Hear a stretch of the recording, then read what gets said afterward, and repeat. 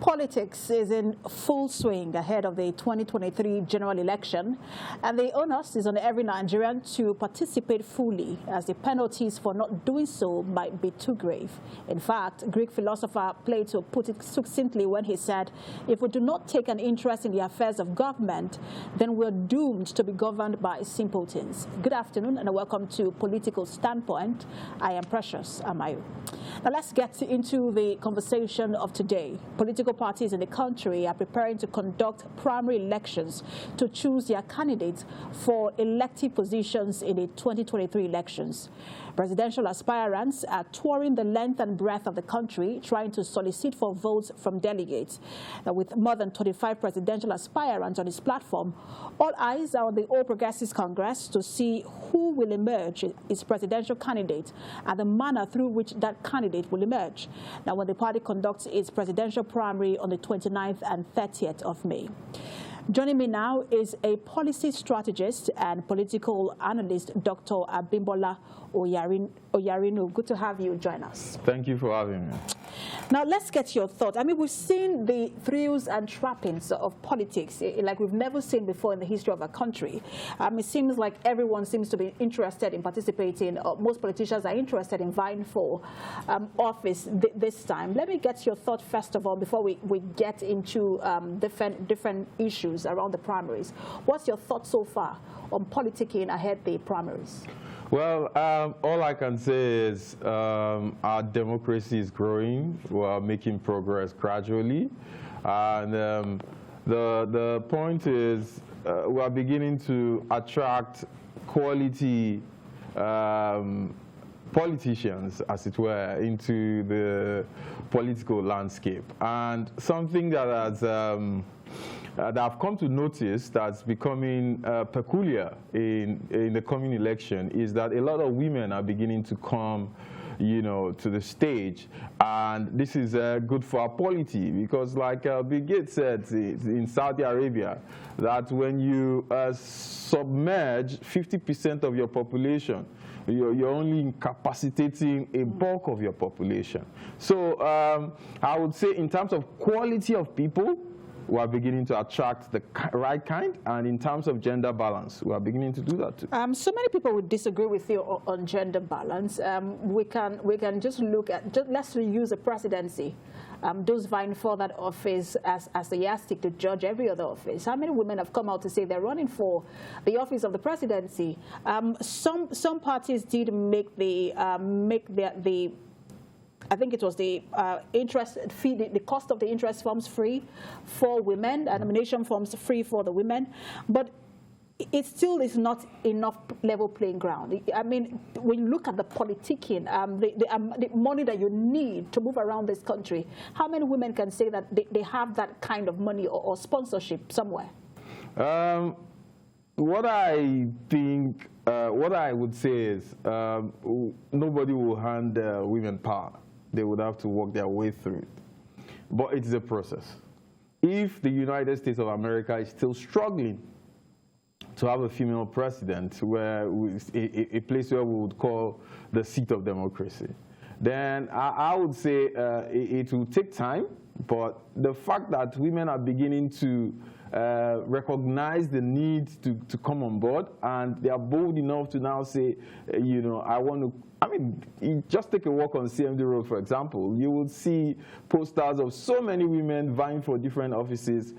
Eventually, a lot of them might not make it this time, but the fact that they are beginning to come out, it is a step in the right direction. And with time, we'll begin to see that a lot of women will begin to come on board, basically.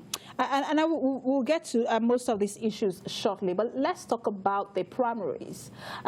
We saw a meeting, I think it was last week, with the Advisory Council of the political parties, with IPAC, with INEC asking for a review of the date of primaries. Most of them are asking, or the parties are asking INEC to move the date by, I think, another 1 month, thereabout, and say, look, they need enough time. What's your thoughts on that? Because some analysts are saying, look, if we were to change the date, it means that we're changing the whole election cycle. Exactly.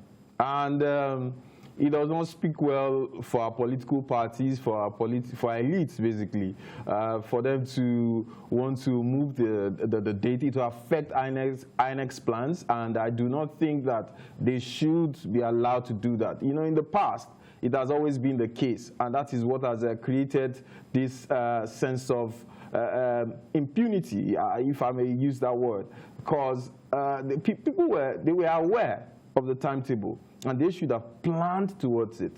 What do we tell our children when we as political elites cannot stick to a timetable? So I would say INEC should stand its ground so it does not start to look like it is biased even before the game starts. Let everyone go to the field and prove themselves. But perhaps so some are saying that the biggest challenge before INEC now is not even the request from the political parties, that perhaps the biggest challenge before INEC is the fact that the APC will be starting its primaries just a few hours after the PDP. The PDP presidential primaries will hold, I think it's 28th and 29th, while the APC will pick up 29th and 30th. What sort of logistical challenge do you see ahead of this? Not just for the parties, but for INEC as well.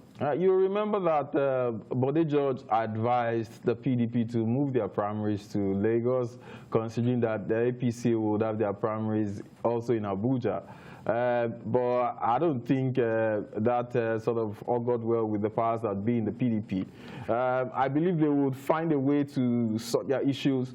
All we are asking for as Nigerians is get us credible, worthy candidates to represent or to fly the party's flags. Give us good options for us to pick from, basically. And just to make a correction earlier, I said that the political parties were asking for a 1-month extension. They're actually asking for a 2-month extension. But back to the conversation of the primaries itself, two major political parties happening side by side, 28th, 29th for PDP, 29th and 30th for APC.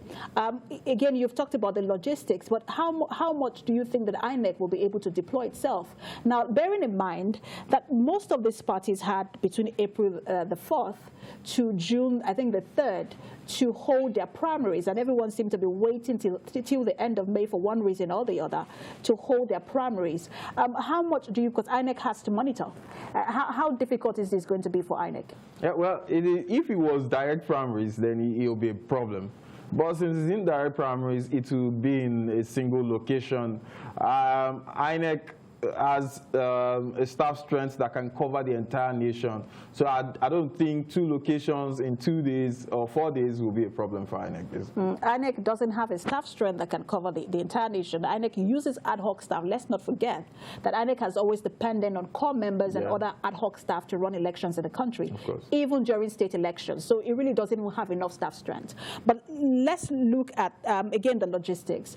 Do you see litigations arising from this, with the way these elections, again, the primaries have been held, and it would seem as though there is a misunderstanding as to what the Electoral Act says at this point, because we see the back and forth with some sections of the Electoral Act. Well, I think most of the political parties have moved their elections close to the deadline to avoid some of the things that you have said. To sort of avoid litigation and cross-carpeting and moving from one political party to the other. And that's why most of them have actually moved it towards the end. It is political strategy, basically. But is it good for our polity going forward? I don't think so, because, I mean, some party members might be aggrieved. How do they seek redress if the deadline is just in 2 to 3 days after the primaries? But this is where we are. Our democracy is evolving. I think when we get to the stage where politicians start to put national interest first, I think it will influence some of the decisions they will make going forward. And that's what I was asking, because you rightly noted that the deadline is just, seeking redress is going to be a problem.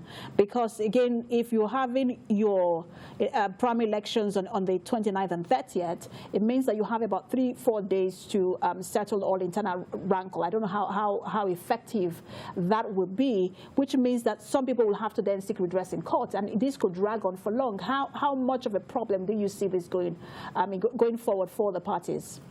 Well, it might eventually become a situation where the court determines who gets what, like the case in Imo State, you know. It'll be a bad omen for our country when the Supreme Court starts to decide who becomes what and who holds, you know, an elective position in this country. The people is supposed to decide. But when political parties conduct themselves in this manner, it might eventually affect how we pick our leaders eventually. Mm. And also bearing in mind that the election is not just for the aspirants, it is also electing delegates. I think the first is you have to elect the delegates, and then who would then, you know, choose who the presidential candidate will be. But let's talk about zoning. Yeah. It is also played out, you know, just before this primaries. The PDP has now thrown its ticket open as widely speculated that it was going to do that.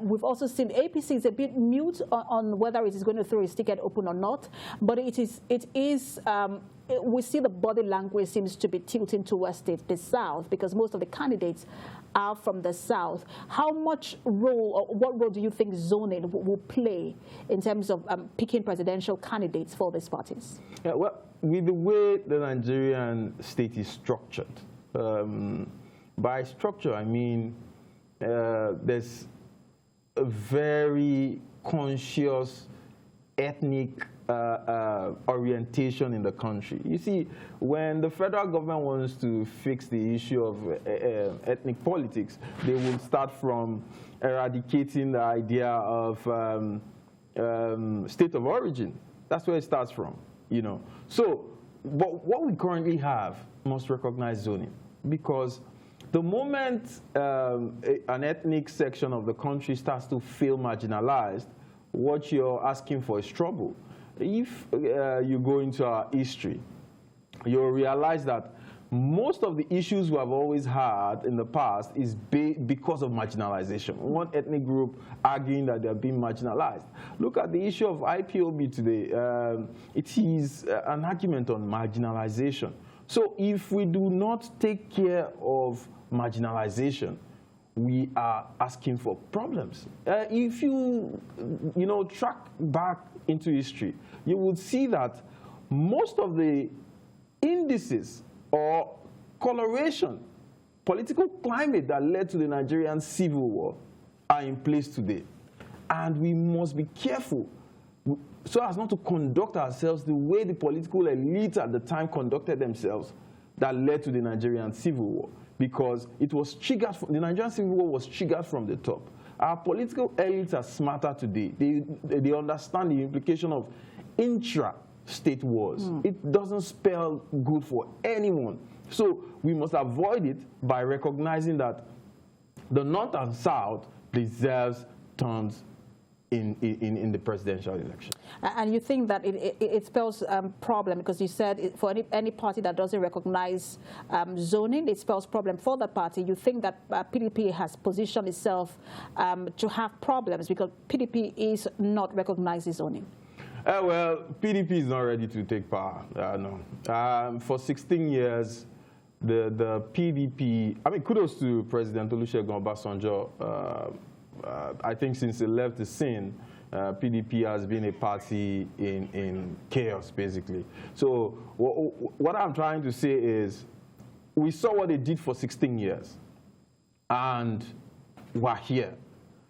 Nigerians who voted against PDP in power, we voted in APC en masse in 2015, and PDP is doing the exact same thing that made us kick them out of power, which is not recognizing the body language of the electorate. You know, not recognizing zoning is a problem in itself, because how do you answer that? I will let you finish that thought. We have to go on break, and when we return, you will continue with that thought. Let's take a break now. Political standpoint, we'll be back in a moment. Stay with us.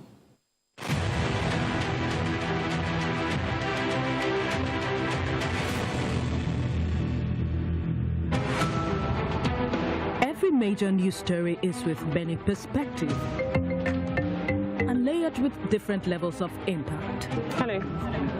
What time did this happen? We will be right there.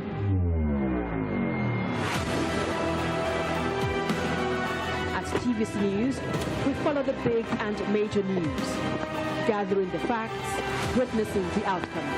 I am here live at the aftermath of the approval of the new national minimum wage.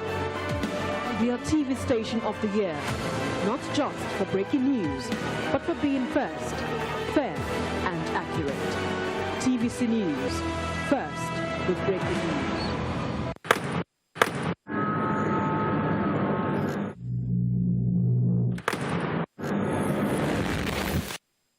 Voted as the best TV station of the year. TVC News breaks into the core of every event as they happen, following all nationwide big and impactful stories. We tell the news from every perspective, covering every human angle. I am Veronica, bringing you the news you would want to watch.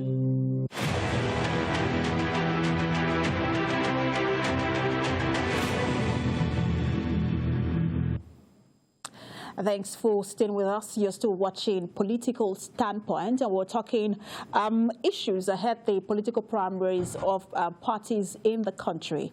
We're speaking with policy strategist and political analyst, Dr. Bimbola Oyarinu.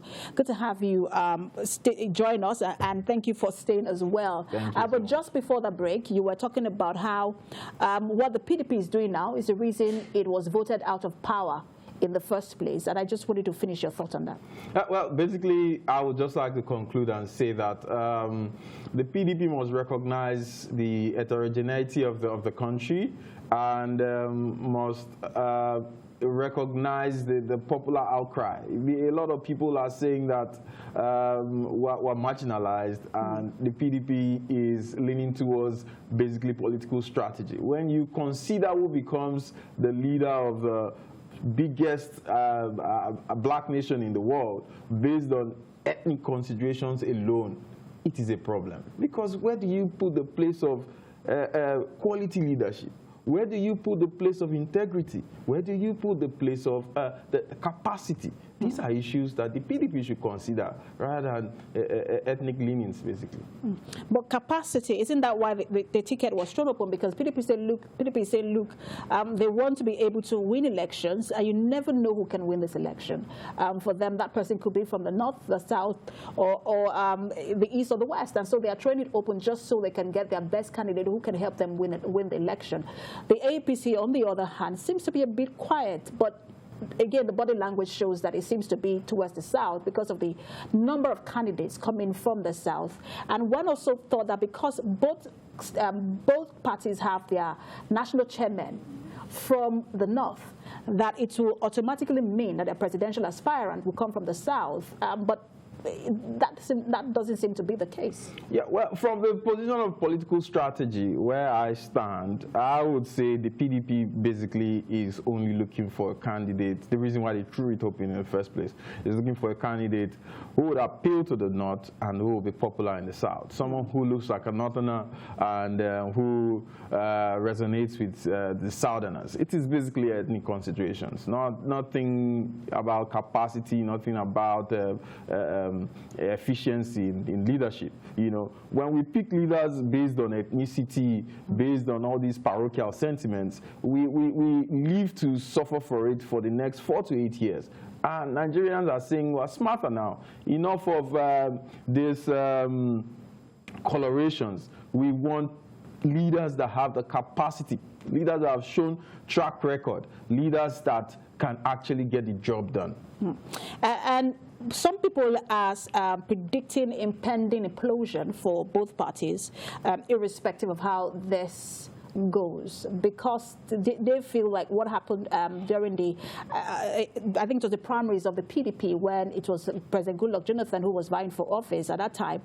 We saw a number of governors leave the party at the ground of the primaries. And so people are saying, look, this might be the case because of the kind of people who are running for office or who are vying for this office, that most of them are bound to leave if they do not get a ticket. Do you share that prediction of implosion within these parties? Well, I do not think there will be a major implosion. Those who know that they are not going to get anything are already leaving. Look at what is happening in Kano, where a lot of people are moving en masse to NNDP. So I do not foresee a major implosion. But doesn't that imply what's happening in Kano? Doesn't that imply that the implosion is happening even before the primaries? Well, these things are natural. Politicians will always pursue their personal ambition. And in a case where we do not have parties of ideology, you're likely to see a lot of these things. I mean, what's the ideology of the PDP to start with? I mean, APC is beginning to look like a party of progressives. That's an ideology going forward, and that's why you see that a lot of people who are in the APC have, retained their place in the APC, irrespective of whether the powers that be want them to, fly the party's flag. But the argument now is until we start to build parties of ideology, it will become a problem to see people moving during elections from party to party. They're basically pursuing their own personal ambition. But I do not see a major implosion because the APC, for example, has chosen not to pursue consensus. That could have been a problem that would have led to the destruction. I was just going to ask you about that, if you think that consensus, because we saw that in the APC National Convention, where, of course, it worked for some positions, but in some positions we saw the defiance by, especially for that position of the, I think it was that of the national woman leader, who, initially there was an aspirant who said, no, I am not going to give up my quest for this position. And then eventually, I think they spoke with her, and then she gave that up, and a lot of other offices as well. If PDP is also looking to see if it can get, a consensus candidate, is that problematic or is that achievable? Well, the interesting thing about APC's consensus approach was it was not an imposition. It was, based on negotiation, and it looked like an election because there was actually an election where the women leaders who wanted the office, it was thrown open. Okay, go and test your popularity. Let's have the election, and they did. The consensus candidate won. That's what I see that. That's what will play out in the APC primaries for the presidential election and the primary for the PDP also. Because I believe this is a new approach that they've learned that, it won't create as much problem. They will just simply circulate the name of the ordained candidates and the delegates will go and do accordingly. Whoever wants to argue, have 3 days to argue their case and move from party to party. Some people have plan Bs, so they will go for their plan. So you think that it's more of a systematic consensus, so this is what we want and delegates follow through? Basically. But not necessarily an outright consensus? Yes. Because, I mean, if you look at the APC, for example, there's an ordained candidate who I believe there's no noise about for now. Everyone has gone to the field to work to test their popularity. But I believe the election is going to go one way. Again, we're watching out for that and how other aspirants will respond to that. But I just wanted to get your thoughts on something interesting ahead of these primaries as well. And it's been a general conversation in the country, and I thought I should get your own thought on it. Because again, before this election, the president said those in his cabinet who were seeking to run for one office or the other should resign. And we saw 10 ministers indicate interest in running, and so they resigned. But 3 of them are back in office. I think about 4 of them are back in office. And what people are wondering, how does this work? Because you've already been part of the valedictory session. It's assumed that you have submitted your resignation. There are indications that some lawyers are saying they have to be, their names have to be sent again to the National Assembly for them to get back to that office. So it's looking like a very dicey situation for the president at the moment. The responsibility or the final arbiter who can decide that is still the president if he wants them back on the basis of performance. And those who he feels have not performed enough, this is an opportunity to get rid of them. So it is at the, everything ends at the table of the president. So he has, but due process must be followed. if they have to, go through the process again, I think they should follow due process, basically. We'll see how that plays out. I will continue to monitor the situation in both political parties and see how their primaries turn up. Thank you so much for talking to us. Policy strategist and political analyst, Dr. Abibola Oyarino. Good to have you talk to us. Thank you for having me. And that's Political Standpoint today. TVC will be monitoring and covering every angle of the political primaries and just the developments before the political primaries. So stay with us. We'll bring you updates on the primaries as we have them. Thanks for watching. I am Precious Amayo.